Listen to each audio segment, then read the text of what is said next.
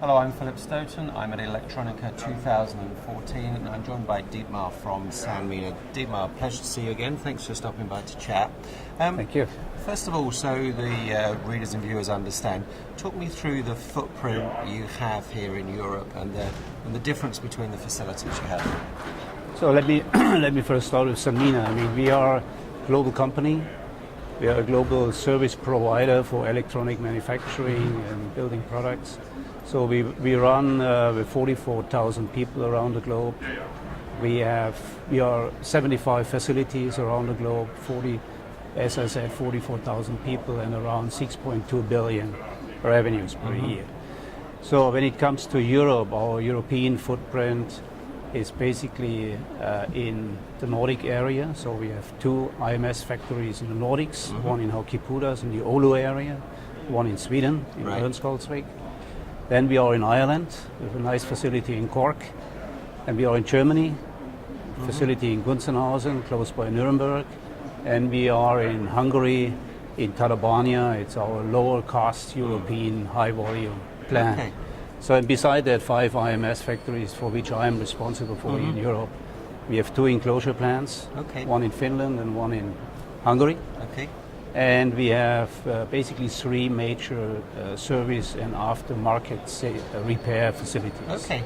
So the biggest one is in Brno in Czech Republic. Another one is in Hungary, in Tatabánya. And the third one is in UK in Basingstoke. Okay. So this is the entire footprint of Sanmina. A broad offering. And if you look at the different facilities, as you say, you've got higher volume in Tatabánya. Right. What kind of work are they doing there? Is it a lower tech or is it the same technology kind of across? I mean, in Hungary, our major competence in Hungary is automotive and telecommunications. So we build a lot of high complex telecom products. Where you require microwave knowledge and know-how, microwave and RF technology. So mission critical products, I would say, point-to-point radio products.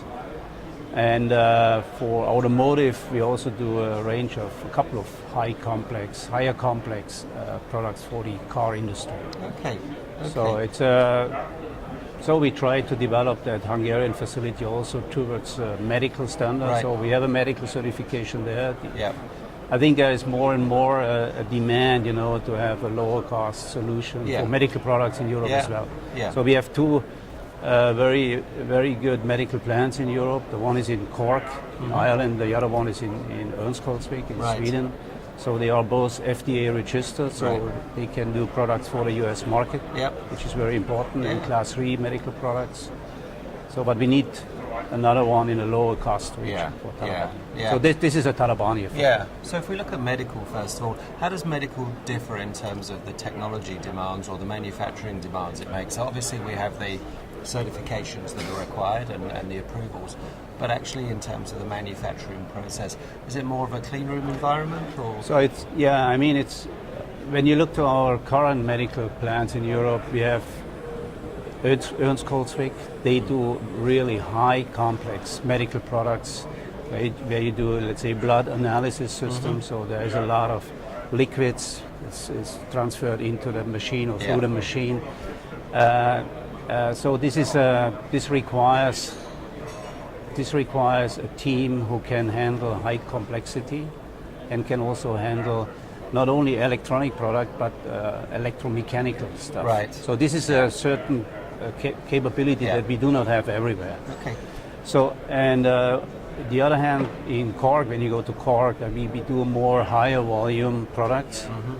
And here we need a strong automation competence and clean room competence. So we have the clean room competence in both facilities, in Örnsköldsvik and in Cork. And you need to know, how to manage a clean room. You need to know that, and not everyone has it. So I mean, this is pretty important. And in Cork, the automation competence. I mean, this is absolutely necessary for the higher volume. So we do a lot of glucose meters there, and this is not a low volume; it's a high volume stuff. And I think this is the key differentiator. And the automotive sector, very exciting sector at the moment. Lots going on, lots of innovation, lots of almost like new areas coming through as we get more more of our connected life in the car, and we move towards this idea of driverless car. A little bit unnerving, but I think there are certainly a lot more electronics in the car. Is that a market that you're particularly interested in? I would say this is our key focus at the moment in Europe. So I mean, we are in Europe, and Europe is a big car continent, if you will. So in particular, where we are today in southern Germany, in Germany. So and we see that there is a lot of growth in that automotive business. So I mean, more and more electronic content in the car. So we see that since a couple of years, and this will continue. Also, when we look now to the electrical vehicles, so this will even boost it forward. And I think we developed, meanwhile, a great competence for building automotive products in the company. So we know how to deal with the automotive requirements. Yeah. So and we have, I think, in Hungary, in Tarabania, this is our flagship here in Europe for building automotive products, and we certainly want to expand that, and we want to also provide the same competence in other geographies for our automotive customers, because also the NAFTA region becomes more and more important for automotive. Yeah. So therefore we developed Mexico, and we also developed Kunshan in China to provide more automotive. So automotive is, I think, the number one market segment for Europe, where we see a lot of growth potential. Yeah, but as you say, you've got to have some specific competencies regarding manufacturing, but also regarding supply chain to be able to work with those car makers. Absolutely. To make it a success. The last question: what do you see as 2015's opportunities in Europe? You see some potential for growth and expansion here in those particular regions? I see an expansion from a market segment perspective. I see a high growth potential in the automotive industry. I also see potential in the medical industry, because what we see is that more and more medical companies think about outsourcing. So I mean that, in the past they wanted to do everything by themselves, by their own, the big OEMs. But now we see more and more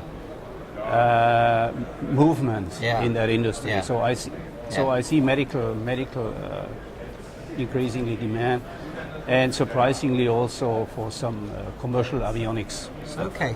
So I mean, they were pretty much restricted. They wanted to do everything by their own, similar as the medical OEMs. So I see some growth rates here. But the biggest opportunity we have, I think, is in the automotive segment. Absolutely agree. And with Europe being the least outsourced region, there are obviously opportunities in those other areas for more outsourcing, which will create a bigger total available market. Absolutely. Exciting times ahead. Thanks for stopping by, Dietmar. Thanks, Phil.